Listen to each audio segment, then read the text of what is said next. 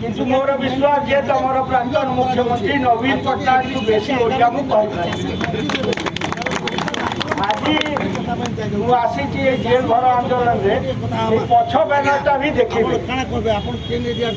प्रथम एटा आंदोलन के पले को दलर भी गवर्नमेंट आसो से माने अंतरराष्ट्रीय स्तर रे उदारीकरण रो निजीकरण समर्थक थिले किंतु गोटे कंसेंसस थिला गोटे सर्वसम्मति थिला ये कृषि क्षेत्र रे पशुपालन क्षेत्र रे आमे इंटरनेशनल ट्रीटी करिबु नाही एटा 1992 आप हिंदी में बोलिए ठीक रहेगा। अच्छा 1992 में हमारे नेता किशन पटनायक कहते थे कि एक प्रतिक्रांति क्रांति होती है जब जीवन के हर क्षेत्र में एक सकारात्मक पॉजिटिव सुधार होता है और प्रतिक्रांति होती है जब जीवन के हर क्षेत्र में उल्टा ले जाने का काम करते हैं, चाहे खेती का क्षेत्र हो, चाहे शिक्षा का क्षेत्र हो, चाहे संस्कृति का क्षेत्र हो, व्यापार का क्षेत्र हो। प्रतिक्रांति उल्टा ले जाने का काम करती है, क्रांति सही दिशा में ले जाने का काम करती है। और आज हम देख रहे हैं कि ये मोदी सरकार ने जो अमेरिका के साथ समझौता किया है वो उस प्रतिक्रांति को पूरा करने का एक कदम है।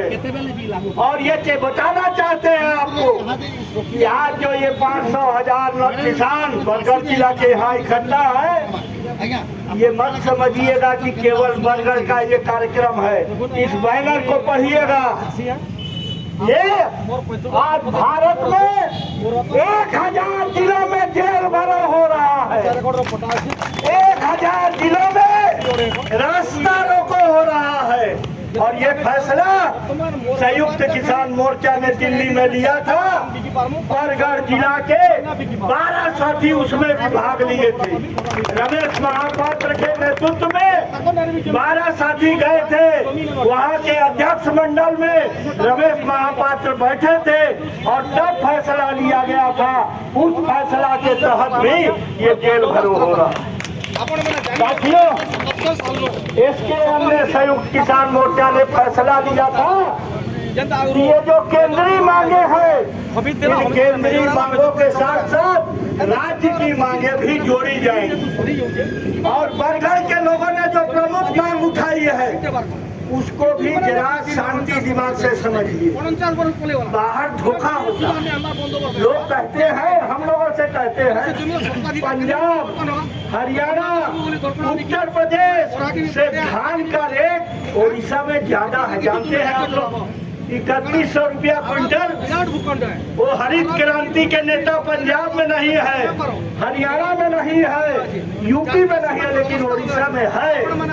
इसका श्रेय हम उस डबल इंजन की सरकार को नहीं देते हैं। हम मानते हैं कि जुझारू किसान आंदोलन के कारण 3100 रुपया का रेट हुआ। साथियों, लेकिन धोखा क्यों है? ये धोखा इसलिए है कि 3100 रुपया का रेट घोषित करोगे लेकिन सभी किसानों से नहीं खरीदोगे। जितना भी धान पैदा होता है उसको अगर नहीं खरीदोगे तो वो 3100 रुपया का रेट देना एक तरह से आंख में धूल झोंकना है।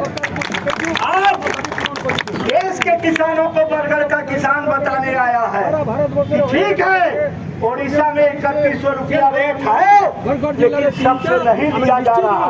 पिछले साल ये संगठन संयुक्त कृषक संगठन इस फसल के शुरुआत रजिस्ट्रेशन का शुरुआत हुआ, उसके पहले तक लगातार गांव-गांव में, ब्लॉक में, जिला में अगर किसी ने संघर्ष किया तो संयुक्त कृषक संगठन बरगढ़ ने किया। क्या था?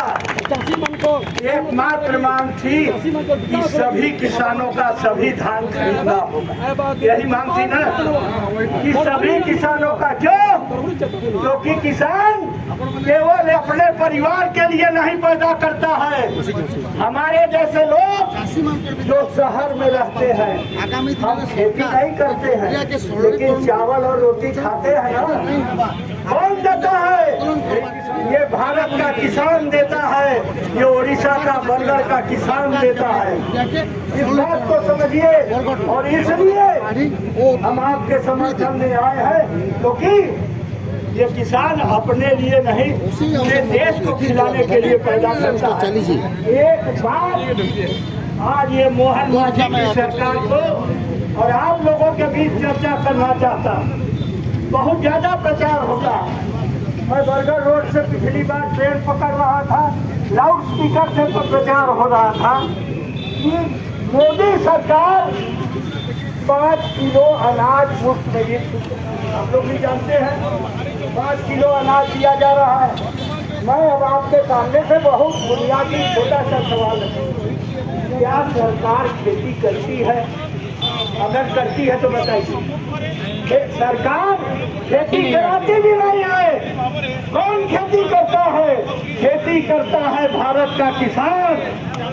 और वो किसान जो पैदा करता है वो जाता है फूड कॉर्पोरेशन के पास,